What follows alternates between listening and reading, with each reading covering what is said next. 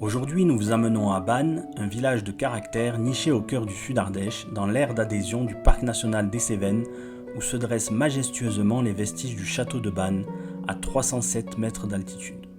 Avec son mélange unique de styles architecturaux et son histoire mouvementée, les vestiges de ce château sont un témoignage vivant du passé de l'Ardèche. En le visitant, on plonge dans les méandres du temps, tout en admirant un paysage magnifique à 360 degrés. Aujourd'hui, le château de Banne est un joyau du patrimoine ardéchois, préservé et ouvert aux visiteurs. L'histoire fascinante de ce château unique se situe à mi-chemin entre le Moyen-Âge et la Renaissance.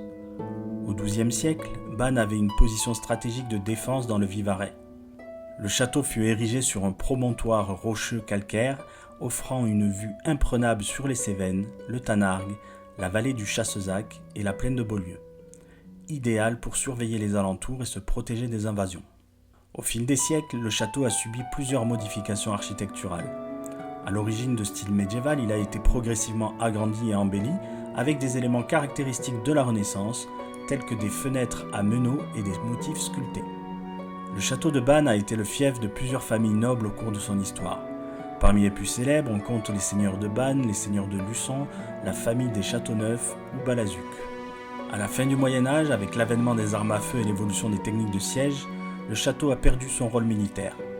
C'est en 1570 que Jacques Grimoire de Beauvoir du Rouvre transforme l'ancien château médiéval en résidence de plaisance avec plus de confort et de lumière, reflétant ainsi le goût raffiné de la Renaissance. Suite au rassemblement de Jalès de 1790 à 1792, le comte de Saillant s'empare du château de Banne pour en faire son PC militaire, avec pour objectif de monter à Paris avec une armée de volontaires pour délivrer le roi Louis XVI de la prison du Temple. Son ambitieux projet, mal préparé et divulgué, échoue. En juillet 1792, sur ordre de l'Assemblée nationale, le château est incendié en représailles à cette contre-révolution avortée, marquant ainsi la fin d'un édifice majestueux. Il fut par la suite racheté et transformé en carrière de pierre. Le château appartient depuis 1953 à la commune de Banne et l'association Les Amis de Banne et ses bénévoles œuvrent pour sa conservation et sa sauvegarde. On peut notamment admirer les vastes écuries totalement restaurées qui accueillent en saison des expositions et des concerts.